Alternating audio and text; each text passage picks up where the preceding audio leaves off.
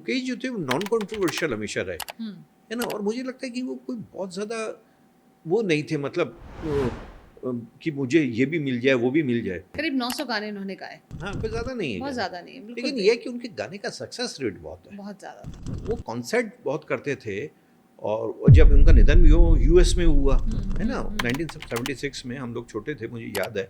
तो वो कॉन्सर्ट बहुत करते थे, और उस टाइम इतने, और ये गानों के लिए मैंने सुना है कि थोड़े चूजी भी थे, अच्छा, मुकेश जी के बारे में ये भी कहा जाता है कि वो कुछ भी खाते नहीं थे रिकॉर्डिंग से पहले। कि अलग अलग लोगों के विचार होते हैं कि जिस दिन वो गाते थे कि भाई, बल्कि वो एक तरह से व्रत वाली स्थिति में ही होते थे। तो बिरला मंदिर की जन्माष्टमी सब दिल्ली वालों को पता है बड़ी महत्वपूर्ण होती है। एक मधुकर शर्मा जी थे, वो और मुकेश जी साथ साथ पढ़ते भी थे स्कूल में। तो वो मुझे मधुकर जी बताते थे कि यार हम दोनों ने बिरला मंदिर में साथ साथ जन्माष्टमी से पहले और उस दौरान कई हम भजन गाया करते थे, है ना।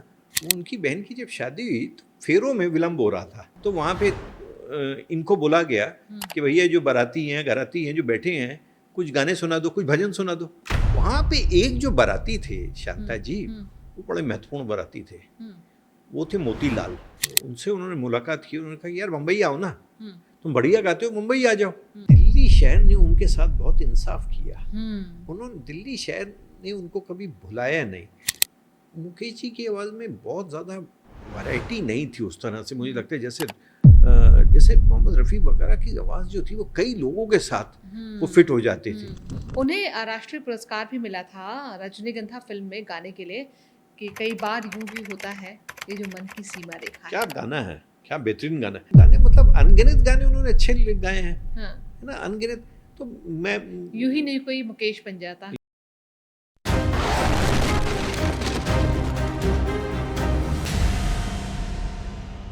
नमस्कार, आप देख रहे हैं बोले भारत और उसका भी खास हमारी जो सीरीज है बोलते बंगले। आज बोलते बंगले में हम बात करेंगे ऐसे बंगले की जहां की हर दरो दीवार में मोहब्बत और विरह के गीत गूंजते हैं। यहाँ रहता था एक ऐसा फनकार जिसकी आवाज में राज कपूर रोते थे, लता मंगेशकर मुस्कुराती थी और लोग अपने दर्द को महसूस करते थे। मोहब्बत में टूटना, बिखरना और फिर खुद को समेटकर मुस्कुराना क्या होता है, ये इस आवाज ने बताया। इस बेमिसाल आवाज का नाम था मुकेश चंद माथुर, जिसे दुनिया मुकेश के नाम से जानती है। पिता इंजीनियर, माँ हाउसवाइफ और रिहाइश दिल्ली 6। 53 साल की उम्र में हार्ट अटैक से जब ये आवाज खामोश हो गई तो राज कपूर सिर्फ इतना ही कह पाए कि मेरी तो आवाज ही चली गई। दिल्ली के इस लड़के की क्या है पूरी कहानी और दिल्ली वाले इनके घर का क्या हाल है, जानेंगे हम वरिष्ठ पत्रकार विवेक शुक्ला जी से। नमस्कार सर। बहुत बहुत धन्यवाद। हालांकि शांता जी, ये मैं इसको बंगला नहीं था उनका जी, है ना, एक घर था जी। और जिसमें मुकेश जी का परिवार। सर, मैं बंगला कई बार सिंबॉलिक होता है ना, एक बंगला बने न्यारा। एक बंगला नहीं, जो घर है जी, जिसमें आदमी का बचपन बीतता है, परिवार जी, रहता है, माँ बाप रहते हैं, वो एक सपनों का घर होता है, स्वर्ग जी, होता है। जी, लेकिन मैं वैसे ही कह रहा हूँ कि वो बंगला नहीं था, जी। है ना। पुरानी दिल्ली में बंगला क्या होगा, एक हाँ घर जी, है। जी, तो ये मुकेश जी का जन्म उस जगह में हुआ, जो सारा क्षेत्र जो है ये नई सड़क के पास है। नई सड़क, चीराखाना, चहलपुरी, जो दिल्ली के कायस बिरादरी और जिसमें माथुर सरनेम वाले लोग हैं वो रहते थे। मैं समझता हूँ सैकड़ों ही रहते होंगे, है ना। और उन्हीं ये मतलब एक तरह से कहते हैं किला था चहलपुरी का जो इलाका था। चहलपुरी। जी, ये पूरा चहलपुरी, नई सड़क का हिस्सा, चीराखाना, ये किला था तो उसमें इनका कायस्थों परिवार का। कायस्तों, माथुर कायस्तों का। सक्सेना जो कायस्थ है वो सीताराम बाजार में। तो ये वहाँ पे रहते थे, उनका वहाँ पे घर था, अभी भी है। तो एक आप कह सकते हैं मिडिल क्लास परिवार थी, और वहाँ पे ये रहे। और मुझे लगता है करीब करीब इनका परिवार उस घर में 100 साल से रह रहा था।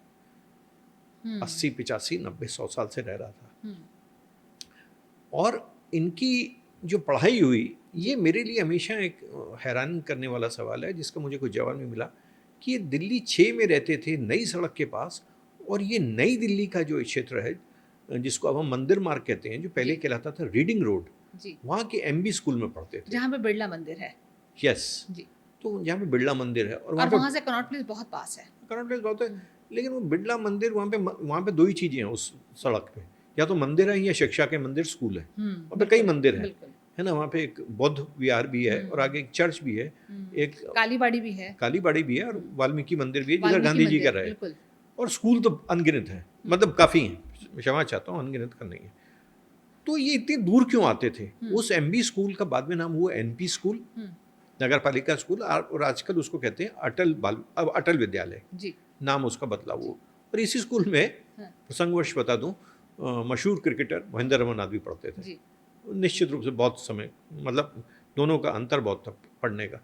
तो ये इतनी दूर क्यों आते थे, ये मुझे अब कभी सवाल समझ नहीं आया, क्योंकि जिधर ये रहते थे मुकेश जी, चैलपुरी, उसके पास दरियागंज था जहाँ पे बहुत सारे स्कूल तब भी थे, है ना, तब भी थे, DAV school, Anglo Sanskrit school, और इस तरह से कमर्शियल स्कूल सब थे। तो ये वहाँ पे क्यों जाते थे, ये मुझे आज तक समझ नहीं आया।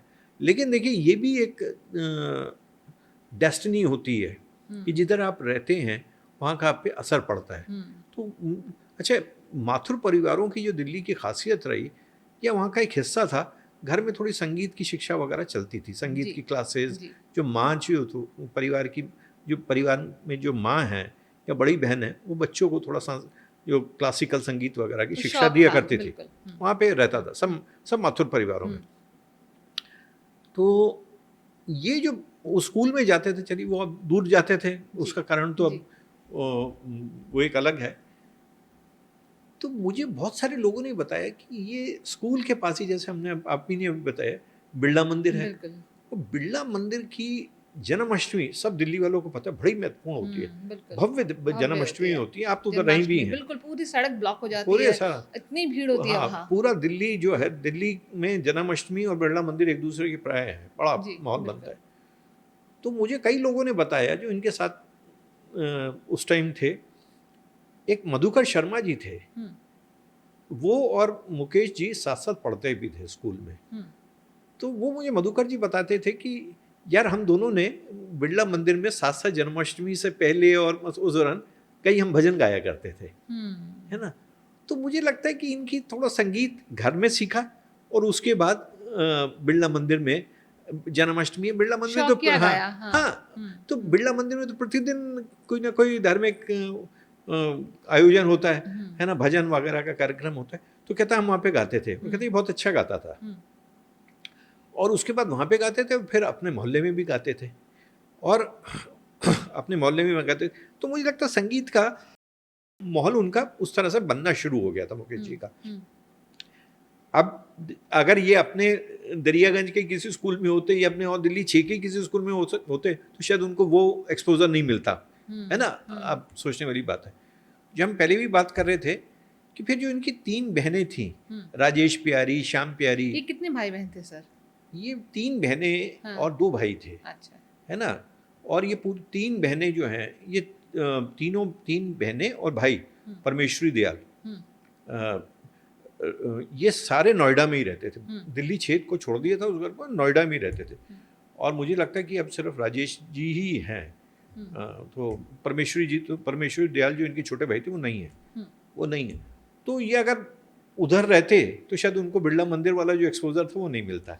और वहाँ पे जब वो गाते थे भजन वगैरह, तो पुरस्कृत भी हुए, है ना, तो वहाँ पे सम्मानित भी हुए, तो एक तरह से एनकरेजमेंट मिला। और जैसे, और उसी के चलते, जैसे बहुत लोग जानते हैं, जब इनकी बहन की शादी हुई, वही इनके जीवन का टर्निंग पॉइंट था। वो टर्निंग पॉइंट था, मुझे लगता है, जो उन्होंने बदल दिया, है ना।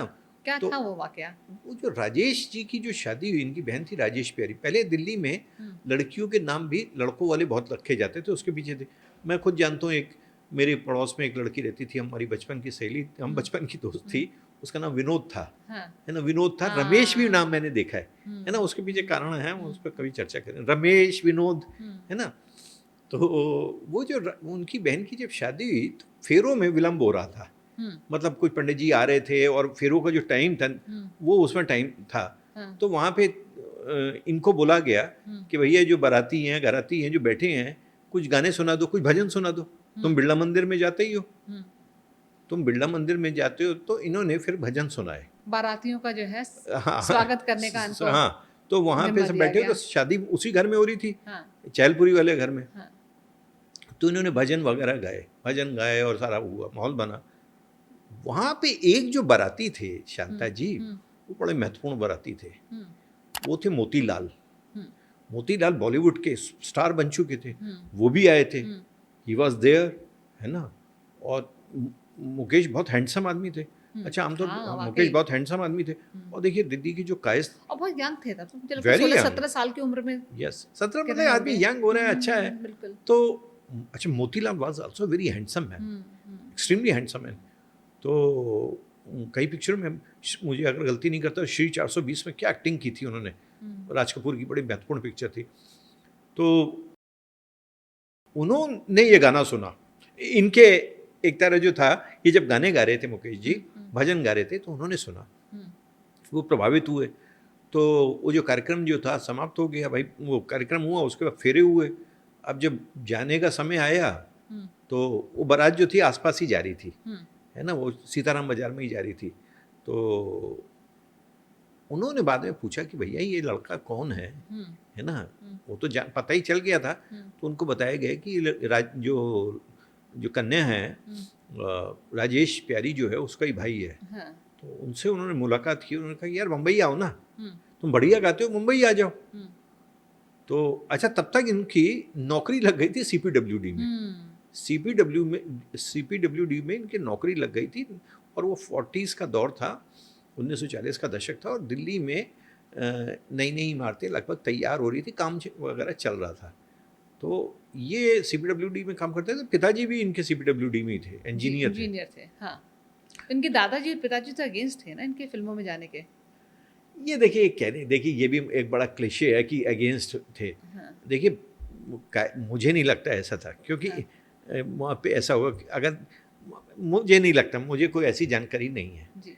भाई एक छोटी मोटी तो नौकरी कर रहे थे कोई, he was not an engineer, बिल्कुल, है ना। और मुकेश जी अपने कोई बहुत मेधावी विद्यार्थी भी नहीं थे, तो छोटी मोटी नौकरी कर रहे थे। तो उनके भाई दिल्ली में नहीं रहेंगे तो बॉम्बे चले जाएंगे अगर आपको मौके मिलते हो। 12th भी नहीं की थी शायद सर, सिर्फ 10th उस जमाने में तो 11th होती थी दिल्ली में, 12th तो बहुत 79 में आई थी। अच्छा, हाँ, दिल्ली में 79 में, बहुत पुरानी बातें हैं।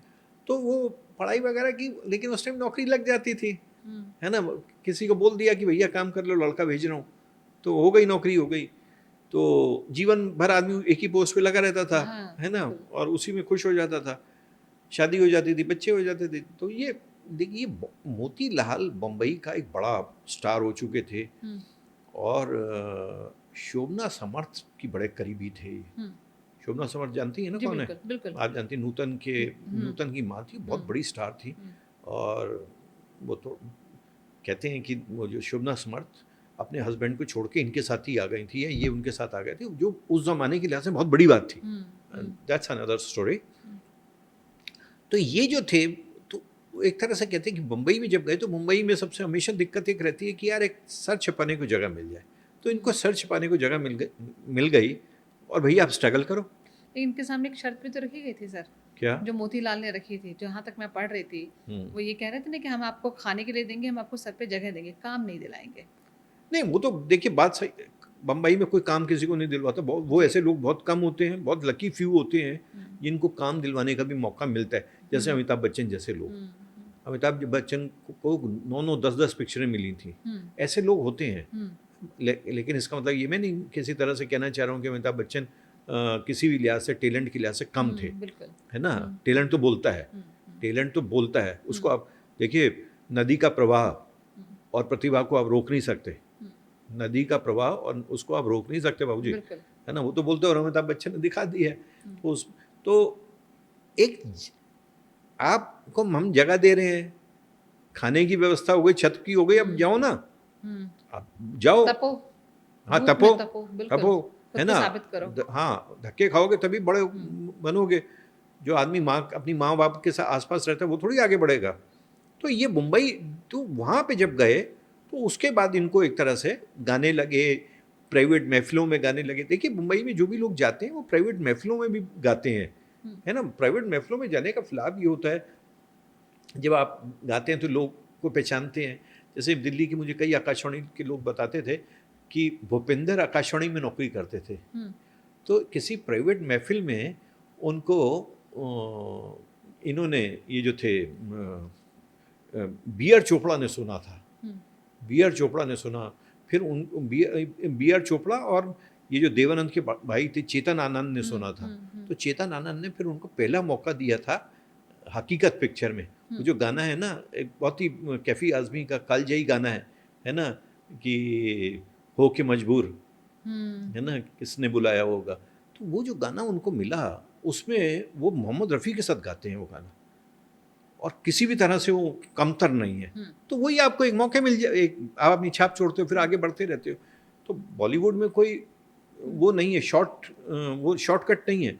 तो इसी तरह से इनको एक तरह से फिर बाद में राज कपूर से मुलाकात हुई, और फिर एक तरह से आर के फिल्म्स की ये आर के बैनर की जो भी पिक्चरें बनी उसके ये अभिन्न हिस्सा बन गए। राज कपूर की आवाज़ बन गए, लेकिन इससे पहले मतलब कहते हैं कि सिर्फ 53 साल की उम्र में इनकी डेथ हुई, करीब उन्होंने 900 गाने गाए, लेकिन बावजूद इसके ये टॉप के 3 सिंगर्स में शामिल थे।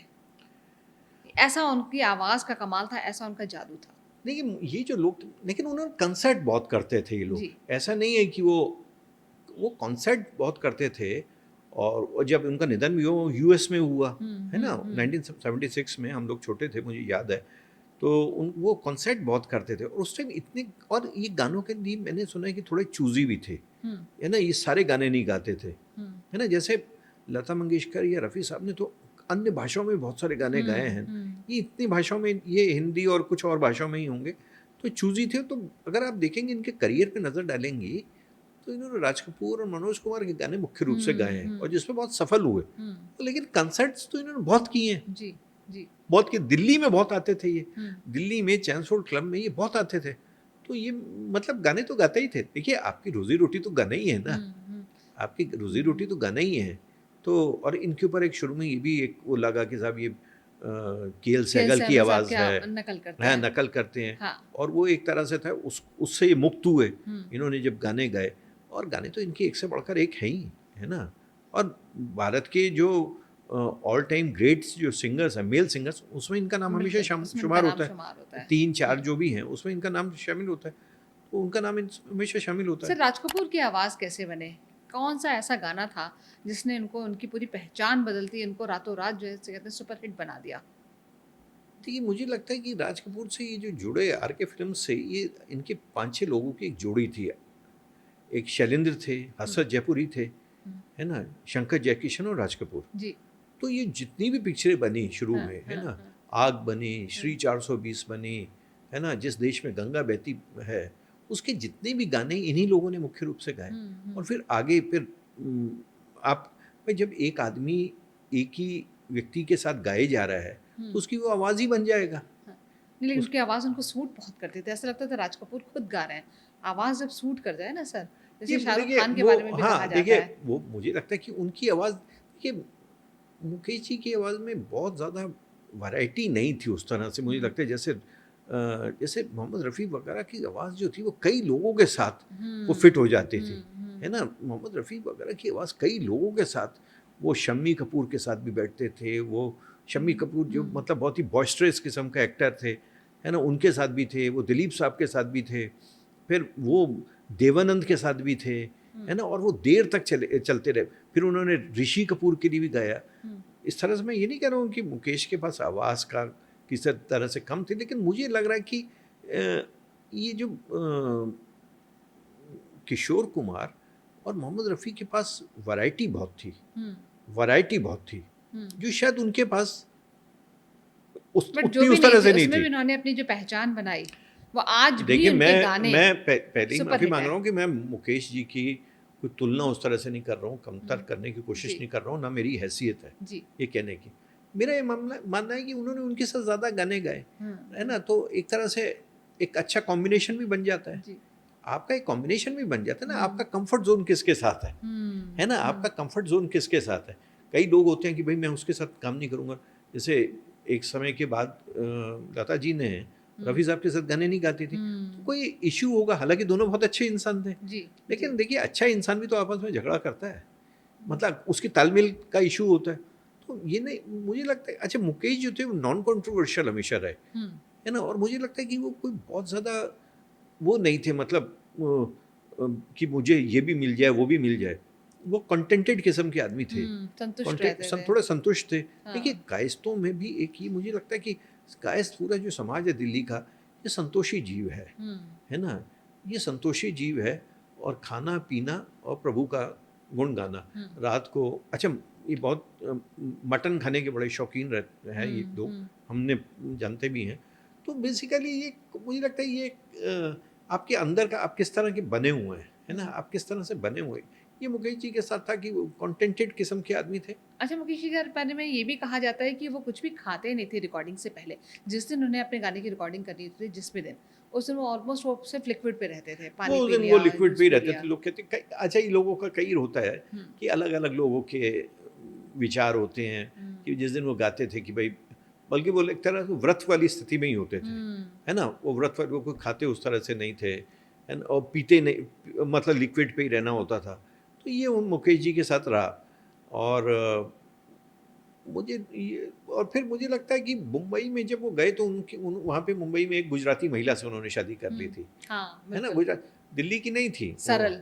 हाँ, तो उन्होंने गुजराती महिला से उन्होंने शादी कर ली थी। तो अब वो क्या टेम्परामेंट था कि, क्योंकि उनके गाने जो हैं तो काफ़ी कम है देखा जाए।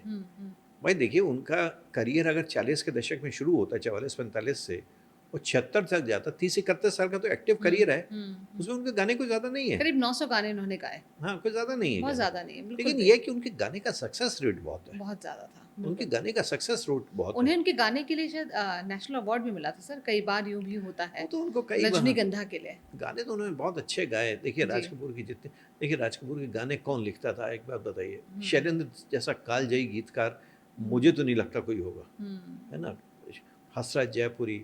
और फिर देखिए बड़ी जो पिक्चर हिट होती है उसमें फिर गाना भी हिट हो जाता है ना। राज कपूर की सारी पिक्चरें हिट हो रही हैं, जिस देश में गंगा बहती है ना, सारी पिक्चरें तो उनकी हिट होती थी, है ना। तो और फिर कभी कभी कभी तक वो गाते हाँ, रहे, उन्होंने गाया, है ना। बिल्कुल बिल्कुल। उन्हें राष्ट्रीय पुरस्कार भी मिला था रजनीगंधा फिल्म में गाने के लिए, कि कई बार यूं भी होता है, ये जो मन की सीमा रेखा क्या है। गाना है, क्या बेहतरीन गाना है। देखिए गाने तो उन्होंने एक से बढ़कर एक गाए हैं, ये हम सब जानते हैं। जी। और जैसे मुझे याद आ रहा है कि मेरा जूता है जापानी, है ना, ये मेरा दीवानापन, किसी की मुस्कुराहटों पे हो निसार, एक दिन बिक जाएगा माटी के मोल, मैं पल दो पल का शायर हूँ, है ना। कभी कभी पिक्चर का गाना साहिर साहब ने लिखा। तो गाने मतलब अनगिनत गाने उन्होंने अच्छे गाए हैं, है ना, अनगिनत। तो मैं यूं ही नहीं कोई मुकेश बन जाता। यूं नहीं, मुकेश तो हम मान ही नहीं है कि मुकेश तो हिंदी इतने फिल्मों के, शानदार, और सबसे बड़ी बात है विरह के जो गीत हैं, प्रेम के जो गीत हैं, उन्होंने जिस शिद्दत से गाया है, वो तो मुकेश सबसे बड़े गायकों में से हमेशा माने जाएंगे, ऑल टाइम ग्रेट्स में से हैं। और हम ये कह रहे हैं कि कम गाने गाए हैं उन्होंने, उसकी क्या वजह है, ये क्या इसके बारे में बात हो सकते हैं। लेकिन उनके गानों का सक्सेस रेट बहुत ज़्यादा मुझे लग रहा है। देखिए राज कपूर की अगर आप पिक्चर देखेंगे या मनोज कुमार की, ज़्यादातर हिट पिक्चरें हैं इनकी, है ना। और उनके मुख्य सिंगर हैं, मेन सिंगर है ना। तो वो सक्सेस रेट इनका बहुत हाई है, सक्सेस रेट बहुत है। और कंसर्ट करते होंगे, कंसर्ट्स में बहुत बिजी थे। एंड मैंने एक चीज़ देखी कि इनका नाम कभी विवादों में नहीं आया, है ना। जैसे किशोर कुमार का नाम बहुत विवादों में रहता था कि ये, है ना, थोड़े से मूडी हैं, अच्छा, फिर थोड़े से लालची हैं। और कई बार लोग कहते थे कि एक बार कोई प्रोड्यूसर गया उनका, राहुल रवील के पिताजी उनके पास गए, तो उनका जरा हाथ दिखा और हाथ काट लिया, है ना। तो वो मूडी किस्म के थे, सनकी भी थे, है ना। तो सनकी भी था और थोड़ा सा एरोगेंट थे, है ना, इसीलिए उनके गाने बंद हो गए थे। इमरजेंसी के दिनों में विद्याचरण शुक्ला से झगड़ा तो वही करेगा जो सनकी होगा, है ना, इसीलिए वो बंद हो गया आकाशवाणी में गाने। तो और ये बहुत ही इनका उस तरह से नहीं था। और वैसे तो रफ़ी साहब का भी नाम कहते हैं कि बिल्कुल देवता किस्म के आदमी थे, लेकिन फिर भी ये लता मंगेशकर से एक तरह से विवाद तो हुआ ही ना उनका, है ना। तो इसलिए से मुकेश के मामले के को लेकर ये है कि वो कभी कोई विवादों में नहीं रहे। अच्छा, मुकेश के बारे में कहा जाता है, मैं कहीं पढ़ रही थी, कि वो अपनी आत्मकथा लिखना चाहते थे, लेकिन क्योंकि वो 53 साल की उम्र में उनकी डेथ हो गई हार्ट अटैक से, वो अपनी इस ख्वाहिश को पूरा नहीं कर पाए। क्या था, वो क्यों लिखना चाहते थे अपनी आत्मकथा? देखिए मुझे लगता है कि आत्मकथा उनकी हमें पढ़ने को मिलती तो बहुत, ये हम लोग समृद्ध होते हैं, जी। है ना, और उनकी चाहने वाले जो लाखों करोड़ों हिंदुस्तानी और पूरी दुनिया में पहले जो लोग हैं वो समृद्ध होते हैं, हुँ, उनको उनके बारे में पता चलता हुँ, है ना। और देखिए उनकी जो डेथ हुई थी वो भी बहुत ही अनएक्सपेक्टेड था, मतलब वो बिल्कुल कुल मिला के ठीक ही थे, हुँ। है ना, तभी वो कंसर्ट पे गए हुए थे। 53 साल की उम्र कोई जाने वाली तो अरे होती नहीं है। जी राम भजो, 53 साल की कोई उम्र हुँ, है ना। तो ये वो तो बिल्कुल ठीक ठाक थे भाई, कंसर्ट पे गए हुए तो इसका मतलब, और यूएस में गए हुए ठीक है, हुँ, और सडनली उनका पता चल रहा है कि हार्ट अटैक हुआ और वो चले गए। हुँ, और देखिए अमेरिका हुँ, में जहाँ पे स्वास्थ्य सुविधाएं सर्वश्रेष्ठ हैं, हुँ, तो इसका मतलब ये वक्त आ गया था, यही कहूँगा मैं, है ना। किसी के जाने वाले को कौन रोक सकता है, जाने वाले को तो कोई लेकिन रोक वो नहीं अपनी सकता। आत्मकथा नहीं लिख लेकिन पाए। आत्मकथा अगर हमें पढ़ने को मिलती तो बहुत सारी चीज़ें हैं। हुँ, तो एक तो यही है कि उनकी हमें उनके बचपन के बारे में ज़्यादा पता चलता, हुँ, है ना, बचपन के बारे में पता चलता, उनके जो संघर्ष के बारे में पता चलता, और फिर उनकी पत्नी के बारे में बहुत ज़्यादा जानकारी नहीं मिलती जी, है। सरल बेन। हाँ, तो अच्छा, हालाँकि उनके दिल्ली से संबंध बने रहे, वो हुँ, दिल्ली आते-जाते रहते, क्योंकि भाई दिल्ली उनका हुँ, शहर था, हुँ, 3 बहनें थी, छोटा भाई था, तो वो बना रहा। और मुझे तो दिल्ली में कितने सारे माथुर परिवार मिले, जो उनसे अपने आप को जोड़ के देखते हैं। हुँ, दिल्ली की माथुर कम्युनिटी बहुत ही वेल निट कम्युनिटी है, हुँ, तो सभी अपने आप उनको अपना ताऊ जी और भाई साहब और उस तरह से मानते हैं। हुँ, दिल्ली में माथुरों का एक सरनेम, कुछ माथुर अपने नाम के साथ दयाल भी लगाते हैं, हुँ, है ना, वो अपना माथुर नहीं लगाते, दयाल लगाते हैं, और कुछ एंडले भी लगाते हैं, अच्छा। है ना, एंडले हुँ, एंडले। तो मुझे लगता था एंडले कोई क्रिश्चियन होते हुँ, होंगे हुँ, एक ज़माने में, हुँ। लेकिन ये भी लगाते हैं। तो और ये मतलब सारे ही लोग उनको उनके बारे में ज़्यादा जानकारी मिल पाती। लेकिन मुकेश मुकेश के जाने के बाद से कॉन्सर्ट्स भी होते थे यहाँ पे, काफ़ी टाइम तक होते रहे। मुझे लगता है कि आपको उनका हिस्सा बनने का मौका भी मिला है। देखिए, ये आपने बहुत अच्छा सवाल किया कि दिल्ली शहर ने उनके साथ बहुत इंसाफ़ किया। हुँ, उन्होंने दिल्ली शहर ने उनको कभी भुलाया नहीं। जी। मुकेश जी की जब मृत्यु होती है, हुँ, उसके बाद ही दिल्ली में प्रतिवर्ष जी। उनके जन्मदिन और उनकी पुण्यतिथि पर यहाँ पे मुकेश की याद में संगीत हुँ, संध्या होती रही, हुँ, हुँ, है ना। और ये वर्षों सिलसिला चला, और इसका मैं एक नाम ज़रूर लूँगा, शांता जी। यहाँ पे दिल्ली में एक इंजीनियर थे, और वो भी सीपीडब्ल्यूडी में थे, उनका नाम था अमरजीत सिंह कोहली। और अमरजीत सिंह कोहली जो थे, वैसे तो भारत सरकार के आला अफसर थे, लेकिन उन्होंने एक अपनी संस्था खोली थी जहाँ पे जो संगीत की दुनिया की जो नई प्रतिभाएं आती थी, उनको ऐसे मौके पे अवसर मिलता था, और उसमें नए नए लोग आते थे और अपनी प्रतिभा को दिखाते थे। उन्होंने लंबे समय तक उन्होंने मुकेश जी की याद में कार्यक्रम आयोजित किए। हुँ, पहले वो चैम्सफोर्ड क्लब में हुए, हुँ, कॉन्स्टिट्यूशन क्लब में मैंने देखा, हुँ, फिर हुँ। इंदिरा गांधी जो स्टेडियम उनके है, बच्चे आते थे सर? बच्चे को मैंने नहीं देखा कभी। हुँ, हुँ, आए होंगे, मुझे मालूम नहीं, हुँ, किसी में आए भी हो, लेकिन मैंने नहीं सुना। हुँ, लेकिन उनकी तीनों बहनें हुँ। अपने परिवार के साथ और भाई आते थे, ये अच्छा। हमेशा दिल्ली में ही रहे, हुँ, हुँ, है ना। परमेश्वरी जी को मैंने भी देखा है, तो आते रहे। वो देखिए, वो माथुर नहीं लिखते थे, वो दयाल लिखते थे, हुँ, है ना। तो ये हमेशा आते रहे। लेकिन मुझे अब शक है, क्योंकि इसी साल, हुँ, सॉरी लास्ट ईयर, हुँ, अमरजीत सिंह कोहली जी का भी निधन हो गया है, हुँ, कि अब वो सिलसिला चल पाएगा, हुँ, है ना। देखिए अब वो लोग, मतलब जितने जो एक तरह से जो ईमानदारी से, और मतलब एक ये था कि एक जिम्मेदारी लेके कार्यक्रम आयोजित करते थे किसी याद के में ना मुकेश। रहने पर हाँ, कर और बिल्कुल जिसका हुँ, निस्वार्थ भाव से वो करते थे, और वो लोगों से 20-20, 50-50 रुपए लोग की आयोजन करते थे, अपनी जेब से लगाते थे। जी। इंजीनियर थे, हुँ, और बाद में वो शुरू में चाणक्यपुरी में रहते थे, भारत सरकार के अफसरों के घर है, और बाद में वो सफदरजंग एन्क्लेव में रहते थे। तो उन्हीं के कार्यक्रमों में सुनिए, सोनू निगम को मौके मिले, हुँ, सोनू निगम के मौके मिले, और कितने लोगों को, हुँ, जसविंदर नरूला हुँ, ईस्ट दिल्ली की लड़की है, उसके फादर हुँ, तो म्यूजिक डायरेक्टर थे, हुँ, है ना। तो इस तरह के कितने लोगों को मौके मिले। लेकिन अब मुझे शक है हुँ, म- म- म- कि मुकेश जी की याद में इस तरह के कार्यक्रम जारी रहेंगे। मैं चाहता हूं कि मेरी बात गलत साबित हो, हुँ, कि कोई अमरजीत सिंह कोहली जैसा व्यक्ति आए और वो कार्यक्रम करता रहे। लेकिन ये सिलसिला अब देखने वाली बात है कि क्या होगा आने वाले समय में। अच्छा, उनके घर की अब क्या स्थिति है, क्या कुछ हाँ, बचा ये है वहाँ आपने पे?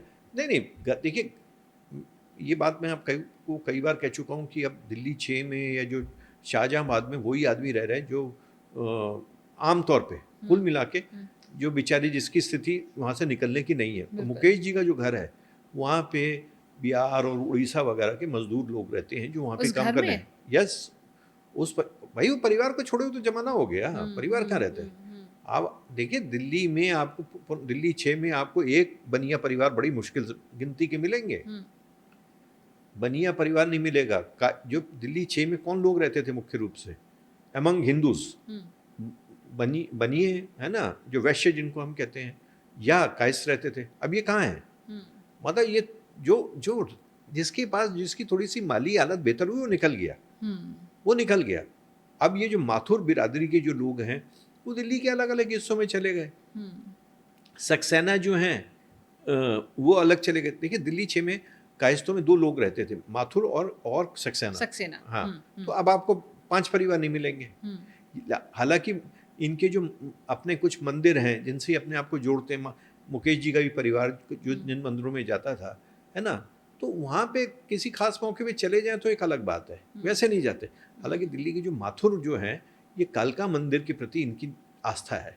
कालका मंदिर जो है वो दिल्ली का एक जिसको कहते हैं ऐतिहासिक मंदिर है। साउथ दिल्ली में ये मौजूद है मंदिर। हाँ, है तो साउथ दिल्ली में, लेकिन ये वहाँ पे जाते हैं और एक दिन साल में एक दिन जाते हैं और वहाँ पे एक आयोजन होता है, तो ये जाते हैं। बाकी अब उधर से कोई परिवार का लेना देना नहीं है। उनके स्कूल में नहीं याद करते हैं सर? स्कूल वाले करते स्कूल तो रहे। आज भी मौजूद है। नहीं, स्कूल तो है, स्कूल तो खैर है।